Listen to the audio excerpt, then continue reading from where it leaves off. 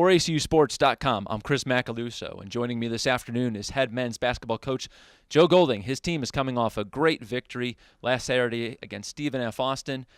First time in a long time, the Wildcats have beat the Lumberjacks, and we saw a great breakthrough performance that evening from Peyton Ricks. Before we talk about Ricks's game that night, let's talk about just the importance of this victory for the Wildcats to take down the defending Southland Conference champions and a team that often represents the Southland in the NCAA championships. First of all, we've got a ton of respect for Stephen F. Austin, what they've been able to do in our league. I've got a ton of respect for Kyle Keller and Jeremy Cox and what they're building there. Obviously it's a good win for us. They were one of the three teams in this league we have yet to beat, so it was a big win for us. I think mentally, I know it was a big win. We've got one former assistant there that was a big part of building what Stephen F. Austin is today, and then Antonio Bostic was a really good player. So it was neat, to be able to come full circle and be able to, they've whipped us pretty good over the past 3 years here in this league, and we've been kind of trying to chase them and get up to them and then be able to beat them on our home floor. I think was big for our program, and hopefully will help us a little bit in recruiting.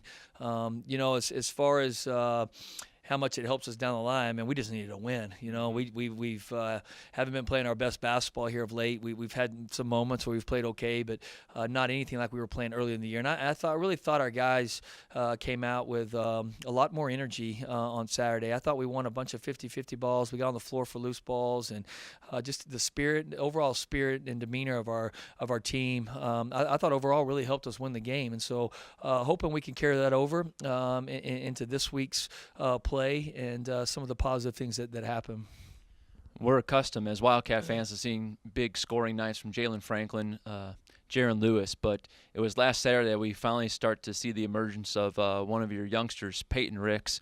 If you would, just talk a little bit about the performance he had and, scoring in double figures and helping your team beat the Lumberjacks. Yeah, Jalen Franklin and Jaron draw a lot of attention. They're on everybody's scout report, and they obviously deserve that right. They're two well-known players in our league, and with that becomes a lot of attention on the floor, and people try to guard and take things away from each one of them. But they can't take, when you take certain things away from certain players, you can't take it all away from all five players on the floor. And so we have to have some guys step up, and we have to have Jaron and Jalen trust those guys in the locker room. And I thought you saw both of those things happen on Saturday.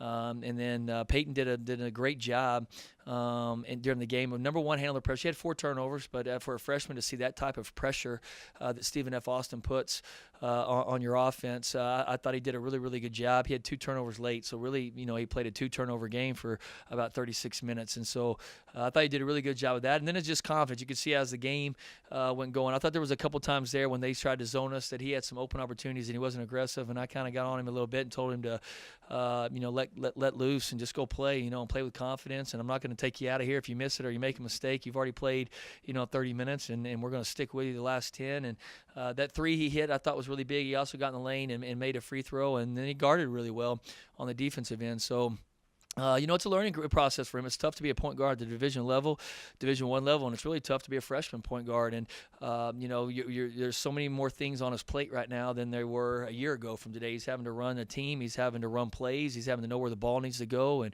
how to execute things and how the defense is playing. And all he probably wants to do is go score, And so, some of that's on our staff. We got to do a better job sometimes just letting him go, and letting him play a little bit, because we got to have some other options on the floor that can score the basketball. Turning the page, you have Southeastern Louisiana coming here Thursday night. That game will probably tip off closer to 8 p.m. This is the second time you've played the Lions this season. And, again, it's a short window with the same opponent like you had in a non-conference season with Charleston Southern. With the Charleston Southern series, you guys lose the first game here at home, but then you go all the way out there after a game in Albuquerque, and you guys win in overtime. What are some of the advantages about playing the same opponent in a short amount of time? Yeah, we've been through this once, and we've talked about that with the Charleston Southern game, talked about, this kind of like conference play. You play your way twice. You don't want to let anybody sweep you. You want to be able to sweep them. If you can't sweep them, then you definitely want to split. Well, we can't sweep them. They kicked our butt really, really good down there a week and a half ago, so that's out of the equation. So the only thing we can hope for is a split at this point. I've got a ton of respect for Coach Ladner. He's been really good to me since I've been in the league. He's been a really good friend for me to talk to, and I've had fun in our conference meetings, being able to sit and visit with him. he comes from a great coaching family. You can tell his teams are always really, really well coached. I think this is one of the best teams he's had since he's been in our league. They got a bunch of guys back and a bunch of guys that know his system and know what he wants done. They're really, really good inside. We struggled on the glass and we struggled with their physical play in the post. And then he's got really, really good guards. He's got a DeVille kid who can do a lot of different things and gets a ton of people involved and can also create his own offense. And then he's got guys around him that can really shoot the basketball. So it's a really tough guard for us. We didn't score the ball very well down there, and then we didn't get any stops. That's a bad equation, in our league. So we're going to have to be a lot better tomorrow night if we just want to compete, and we've spent a lot of time with our guys over the last couple of days showing them a bunch of clips from that game, and hopefully we can guard them a little bit better. We try to pride ourselves on that, and I think that was one of our probably worst defensive games of the year against them at their place, and a lot of that had to do with them. I thought Coach Ladner had them really prepared and did a really, really good job of them executing their stuff. They're really tough to beat at home.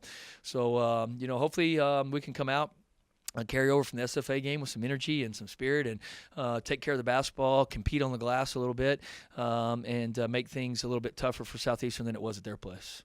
Coach, we're looking forward to Thursday night's game. Again, tip-off between the Wildcats and the Lions will be approximately 7:30 p.m., probably closer to 8, as we'll follow the women's game against Stephen F. Austin. For head coach Joe Golding, I'm Chris Macaluso saying, Go Wildcats! Go Wildcats!